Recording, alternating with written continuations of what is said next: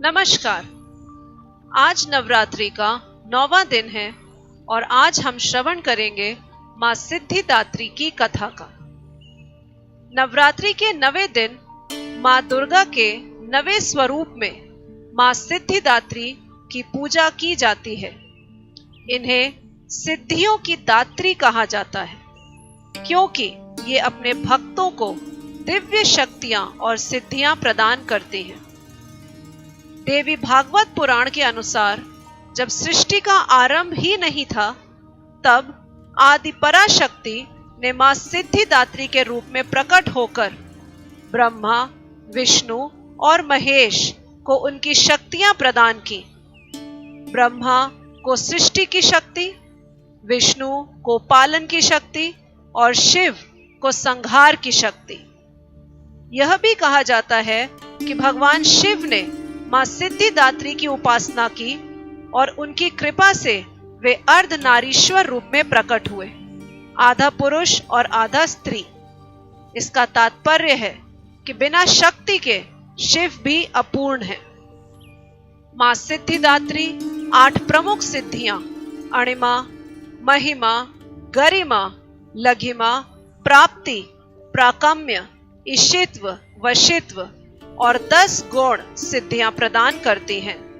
यही कारण है कि इन्हें संपूर्णता और सिद्धियों की देवी कहा जाता है। मां सिद्धिदात्री कमल पर विराजमान या सिंह पर आरूढ़ होती हैं। उनके 4 हाथ होते हैं। एक हाथ में कमल जो पवित्रता का प्रतीक है, एक हाथ में गदा जो बल दिखाता है, एक हाथ में चक्र जो सुरक्षा व धर्म की स्थापना करता है और एक हाथ में शंख जिससे ओम की ध्वनि निकलती है। उनका स्वरूप करुणा, ज्ञान और पूर्णता से परिपूर्ण है। आज का रंग बैंगनी है। यह रंग महत्वाकांक्षा, ज्ञान और आध्यात्मिक ऊर्जा का प्रतीक है। भक्त इस दिन बैंगनी वस्त्र धारण करते हैं। भोग में मां को तिल से बने पकवान या लड्डू अर्पित करे जाते हैं। नारियल, हलवा पूड़ी और काले चने से विशेषकर कन्या पूजन करा जाता है और सेब और अनार फल के रूप में चढ़ाए जाते हैं। सुबह स्नान करके स्वच्छ बैंगनी वस्त्र धारण करें। कलश पूजन के बाद मां सिद्धिदात्री का आह्वान करें। मंत्र जाप करें, ओम देवी सिद्धिदात्रय नमः। कन्या पूजन करें। 9 कन्याओं को देवियों का रूप मानकर उन्हें भोजन कराएं, उपहार दें व उनके प्रति आदर सत्कार दिखाएं।